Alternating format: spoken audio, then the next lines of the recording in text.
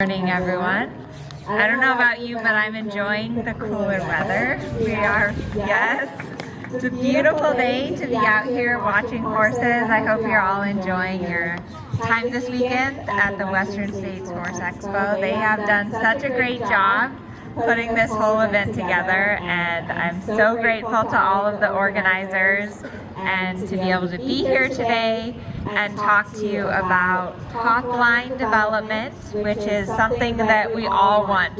All would like our horses to have top lines, like these two beautiful demo horses that we have here today. So in today's lesson, I'm going to be giving you a variety of different exercises that you can use to develop your horse's top line.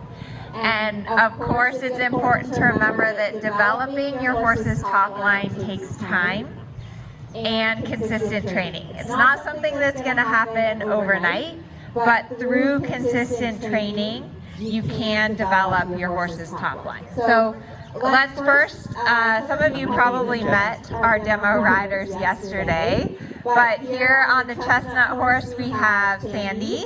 Wave your hand, Sandy. And this is, she's 9, right?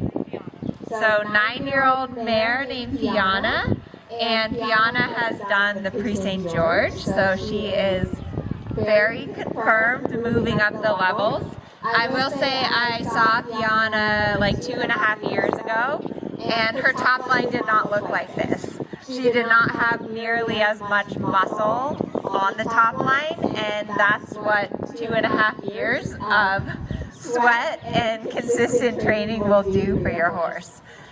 So if you'll just stand perpendicular, let's just look at these horses at their conformation and really decide what is the top line, right? So when we look at a horse, the top line is the top part of your horse. So starting at the poll, going all the way down under the saddle, and then to the croup. And when we are talking about developing our horses as athletes, we want to build the muscle up here through the top line. And we want this under neck to be loose and soft. We've all seen horses that are built upside down that have a lot of muscle under here, which causes them to be hollow and stiff. And so what we want to look for when we're developing our horses and when we're thinking about the top line is this.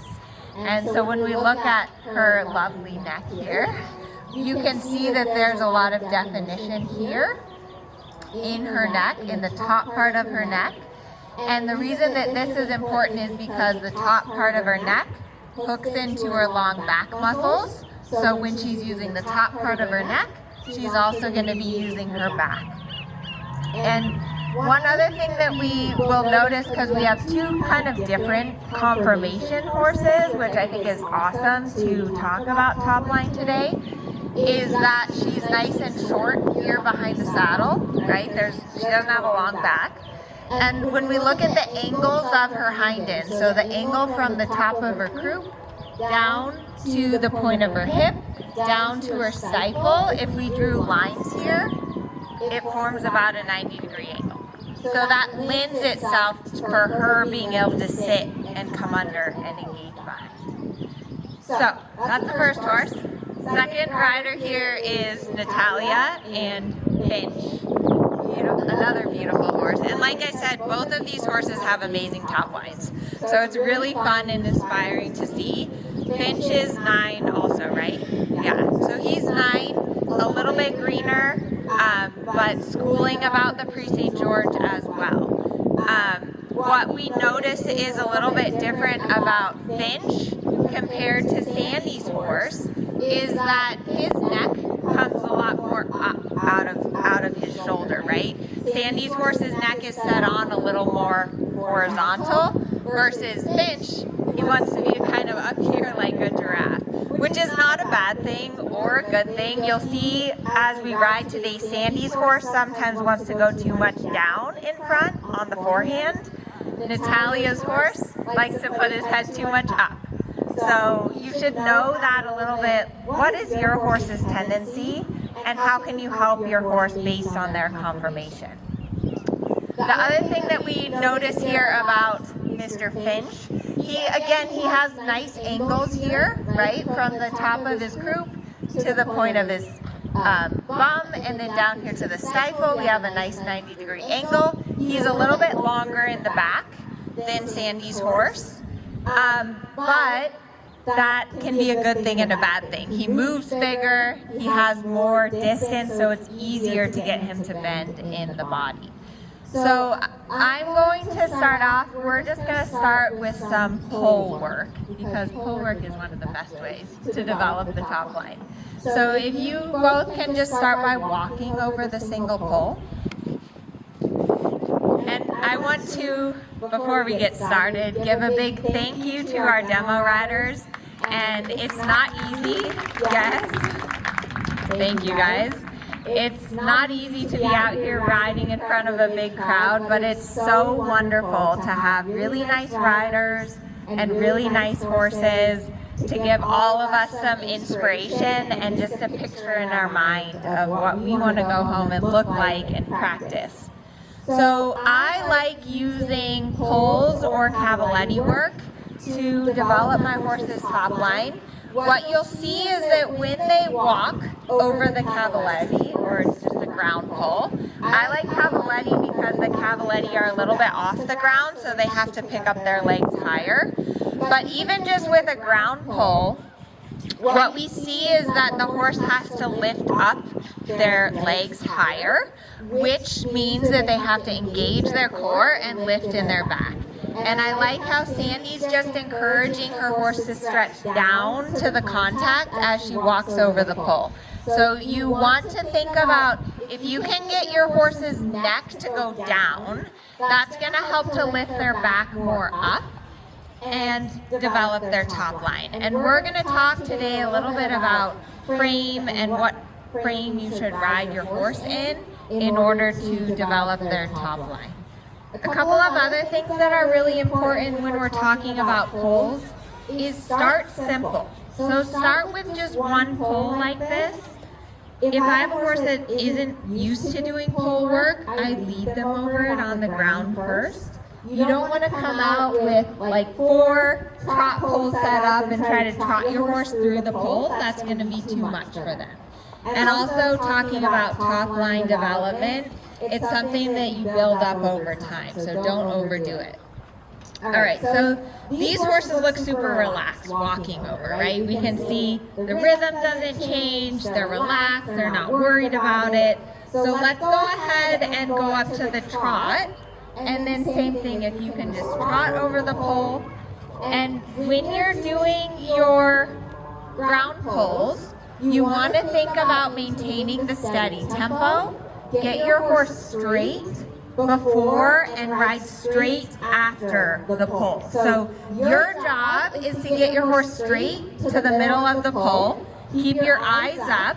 Yeah, and both Natalia and Sandy, make sure that you ride a straight approach and ride straight. Go all the way to the end of the center line, Sandy. Yeah, nice, good. And watch the difference in the horse's movement when they trot over the single pole. They lift up their legs a little bit more. Nice, good, Natalia. It creates a little bit of suspension in the trot. And one thing I love about pole work is that the pole does the work for you, right? You don't have to create that suspension. Your horse just sees the pole and they lift up their legs more. Good job. And keep your eyes up, keep the straight line, and your horse's job is to lift up their legs. Okay, I'm going to add a second one now.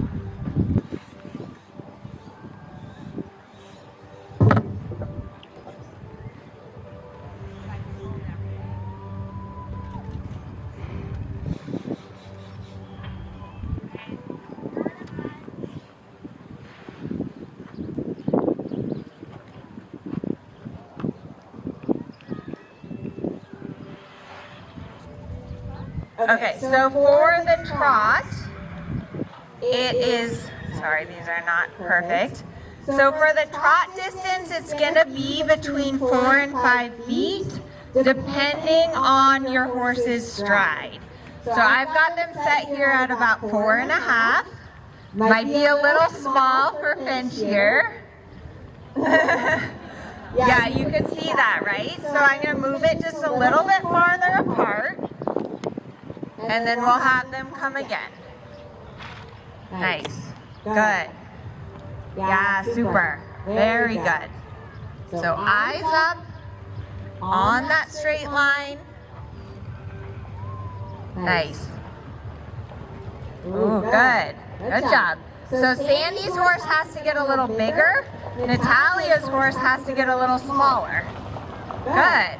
Nice. Okay, walk for a minute. Let me put one more out.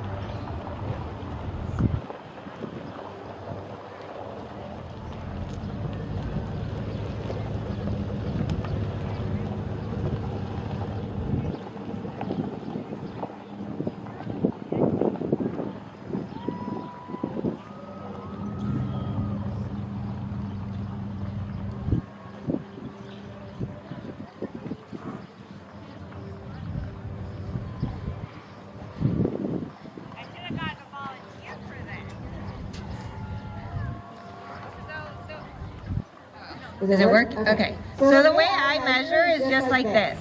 I just walk 1, 2, 3, and then I'm just at about like 4 3/4. 1, 2, 3, 4.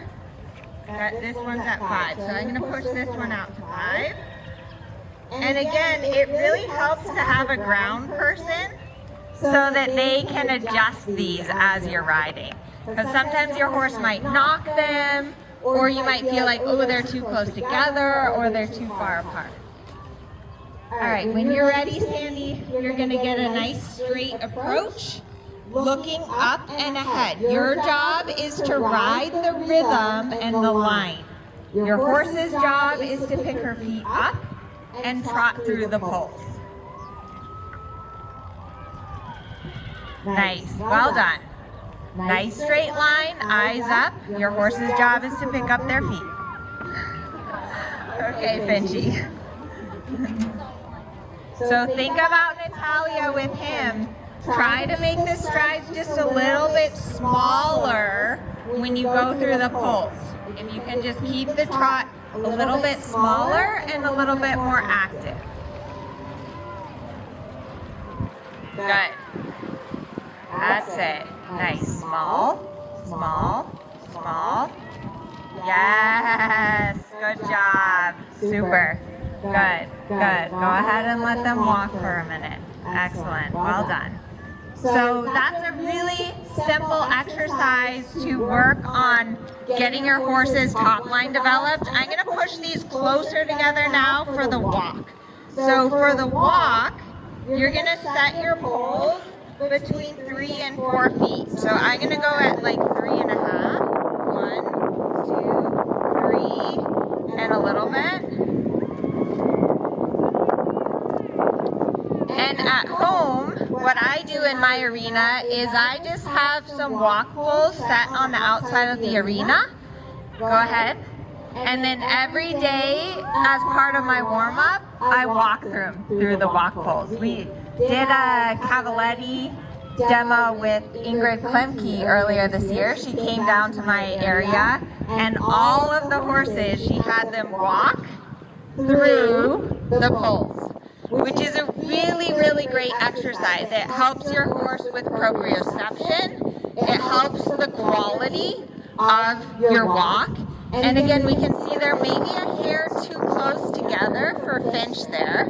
So I'm going to make them just a little bit farther apart. But if you have a horse, does anyone here have a horse that likes to jig or get lateral in the walk? Yeah? Yeah? So this is a really good exercise to help with that. It also really helps to create more activity behind.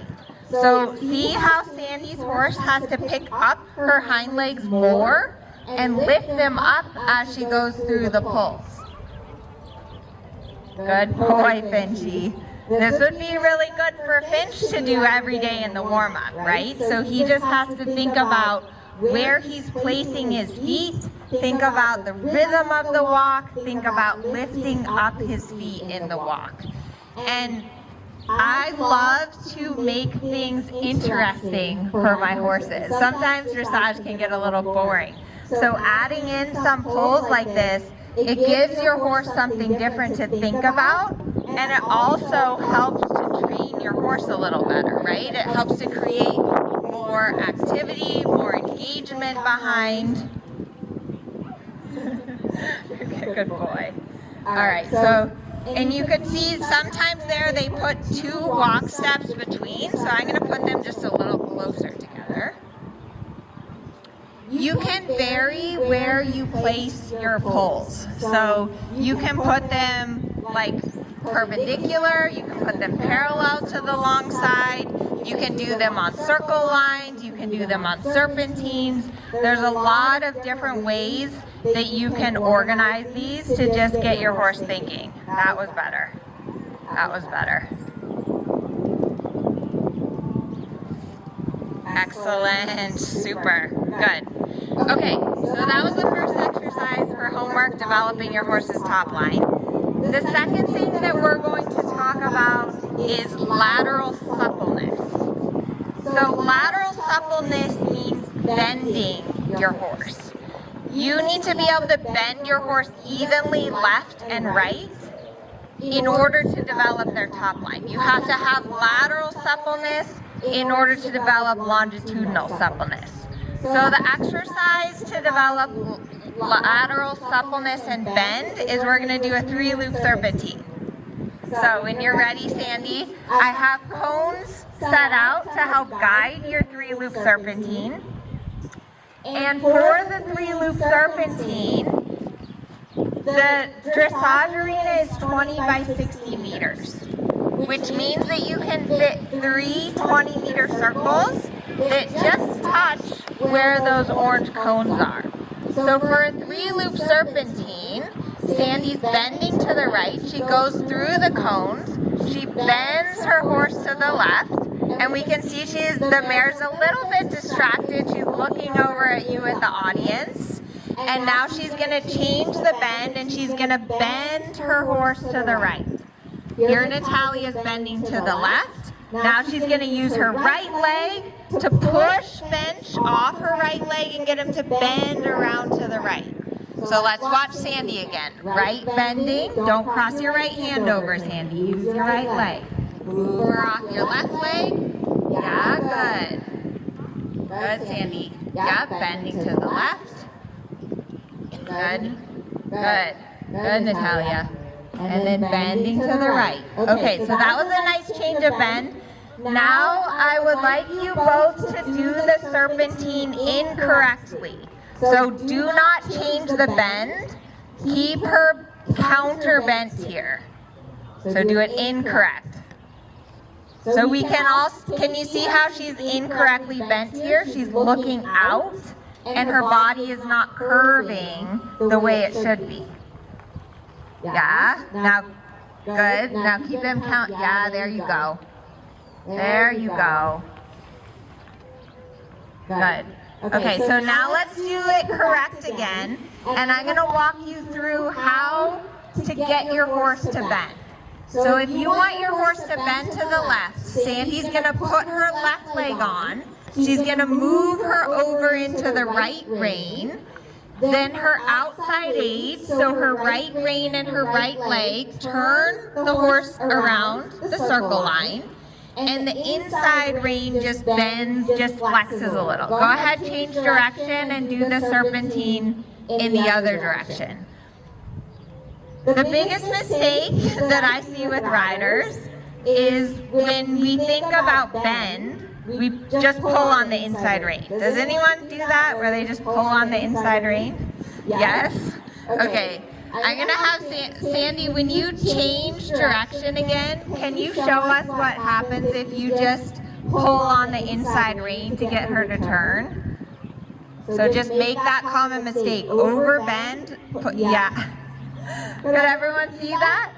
And then the other thing Sandy did, which is really bad, is she went across her horse's neck, right? We saw her do it again wrong, Sandy. Just bend with just the inside rein and cross over her neck.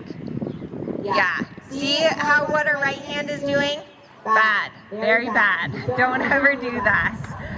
Yeah, bad, Natalia.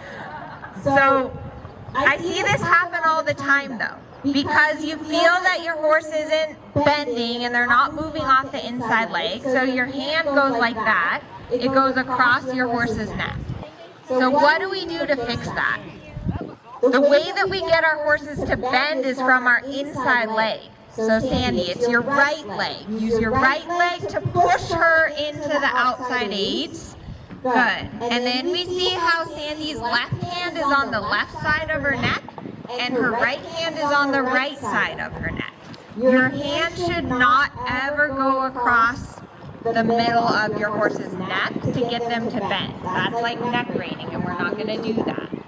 So the aids for bending, inside leg, move your horse into the outside rein, outside leg behind the girth. Your outside leg is behind the girth so that the horse's haunches don't just go flying to the outside. And your outside rein is what turns the horse's outside part of their body. And then the last aid is your inside rein. And with your inside rein, it's just little fingers.